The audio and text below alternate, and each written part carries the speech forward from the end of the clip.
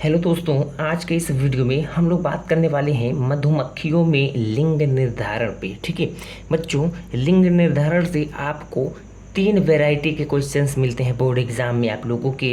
पहला तो मिलता है मनुष्य में लिंग निर्धारण, दूसरा मिलता है पक्षी में लिंग निर्धारण, और तीसरा जो सबसे इम्पोर्टेंट है वो है मधुमक्खियों में लिंग निर्धारण। ये तीनों ही मेरे भाई तीन तीन नंबर के आने वाले क्वेश्चन हैं। ये हमेशा आप लोगों का टोटल 7 सेट बनते हैं।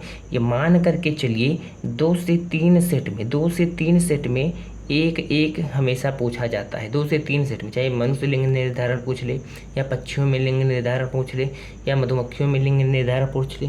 तो आज के इस वीडियो में हम लोग क्या सीखेंगे, मधुमक्खियों में लिंग निर्धारण है, जो कि 3 नंबर का बहुत ही फेमस और बहुत ही आसान सा टॉपिक है। ठीक है, तो अगर आप हमारे चैनल पे पहली बार आए हो तो प्लीज़ चैनल को सब्सक्राइब करके रख लेना, क्योंकि आप लोगों को हमारे चैनल पे इसी तरीके से physics, chemistry, biology, Hindi, English सभी की इम्पोर्टेंट वीडियोस प्रोवाइड कराई जाती हैं। ठीक है, चलिए दोस्त स्टार्ट करते हैं आज का ये प्यारा सा सेशन।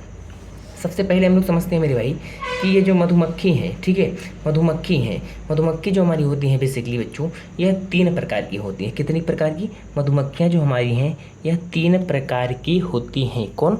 मधुमक्खियाँ। मेरे भाई नोट्स आपको प्रोवाइड करा दिया जाता है हमारे यहाँ टेलीग्राम लिंक पर, तो प्लीज़ टेलीग्राम लिंक इसी वीडियो के डिस्क्रिप्शन बॉक्स में दिया गया है, वहाँ पर जाइए। आपको हमारी ये वीडियो की जो PDF है वो आपको वहीं पे टेलीग्राम पे प्रोवाइड करा दी जाती है फ्री ऑफ कॉस्ट में, ताकि आप लोगों को भी नोट्स बनाने की ज़्यादा प्रॉब्लम ना हो। बस समझ लो, और यहाँ से आप नोट्स हमारे ले सकते हो। ठीक है, चलिए बच्चों, जो मधुमक्खियाँ होती हैं, जैसा कि मैंने आप लोगों से कहा कि मधुमक्खियाँ कितनी प्रकार की होती हैं, 3 प्रकार की होती हैं। ठीक है ना, 3 प्रकार की मधुमक्खी होती है बच्चों। और इन मधुमक्खियों में, जैसा कि यहाँ पर बोला गया है, अगुणित और द्विगुणित प्रकार का लिंग निर्धारण पाया जाता है।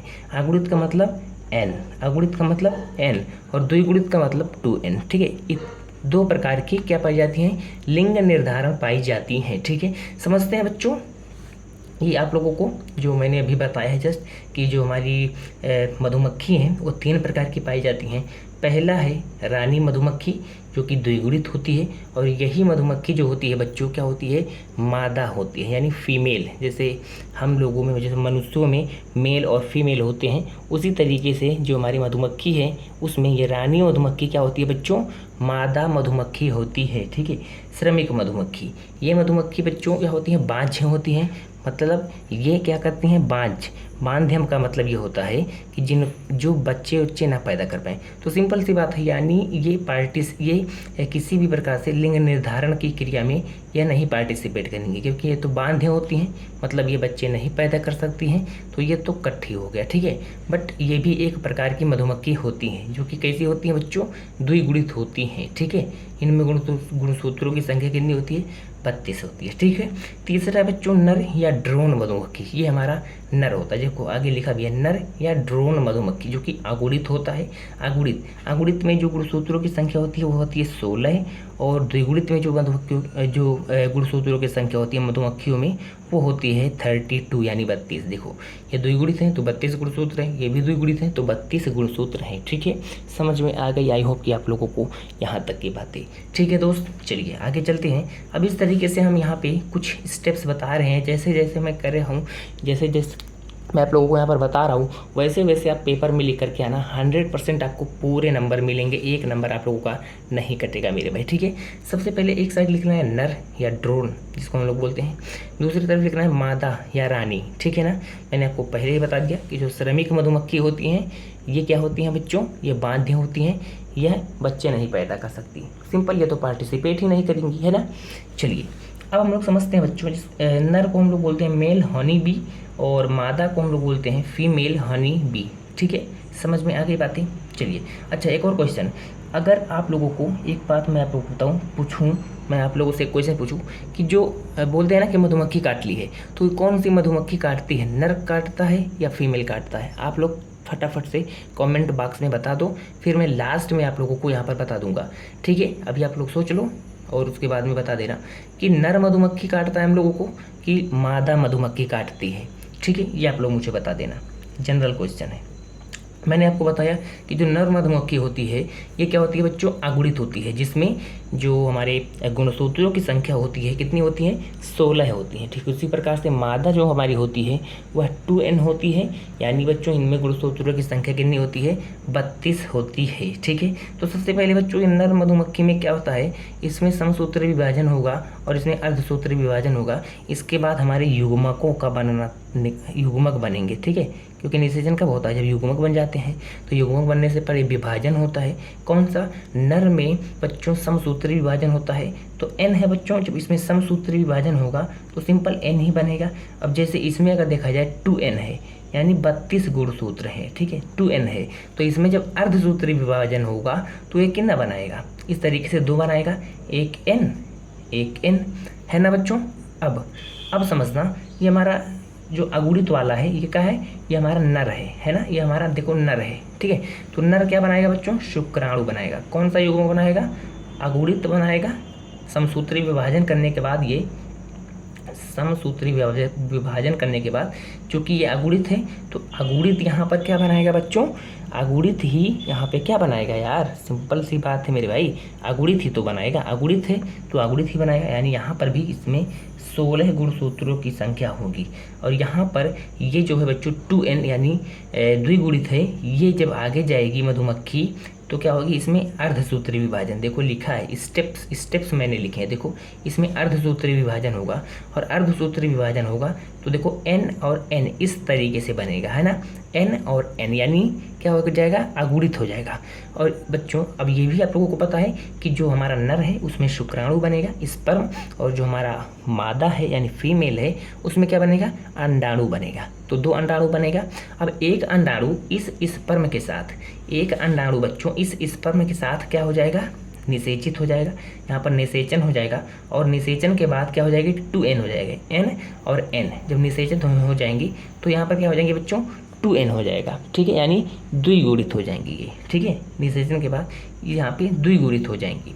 ठीक है, अब द्विगुणित जब हो जाएंगी बच्चों तो यहाँ पर मादा मधुमक्खी, ये जो मादा मधुमक्खी है ना, यहाँ पर मादा मधुमक्खी बनेंगी।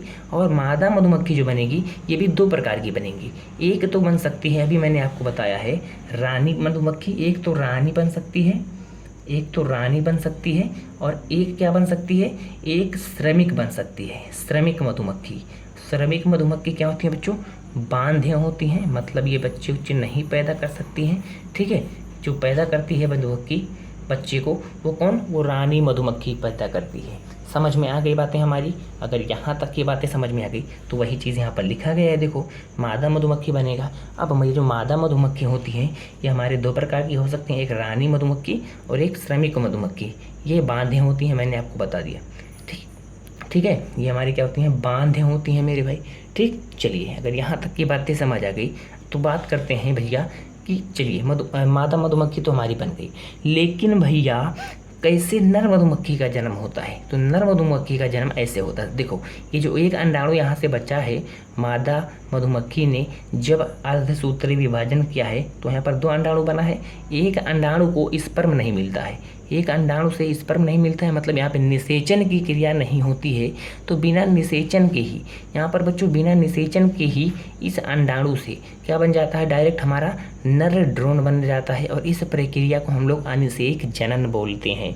नर मधुमक्खी या ड्रोन मधुमक्खी कैसे बनता है, ये बिना निषेचन वाले अंडाणु से बन जाता है, और इस प्रक्रिया को हम लोग अनिषेक जनन बोलते हैं। अनिषेक जनन का मतलब होता है बच्चों कि बिना निषेचन के ही अंडे से जीव बन जाएं, उसे हम लोग बोलते हैं अनिषेक जनन। और ये जो नर होता है बच्चों ये अगुणित होता है, इसीलिए क्यों, क्योंकि सिंपल सी बात है यार, यहाँ पे देखो ये द्विगुणित था, अर्धसूत्री विभाजन किया तो अंडाणु बना जो कि अगुणित होता है। अब यहाँ पे ये अंडाणु जो है ये किसी भी प्रकार से कोई निषेचन की क्रिया नहीं की इसने, ये डायरेक्ट नर ड्रोन बना लिया, तो ये भी अगुणित इसीलिए होता है।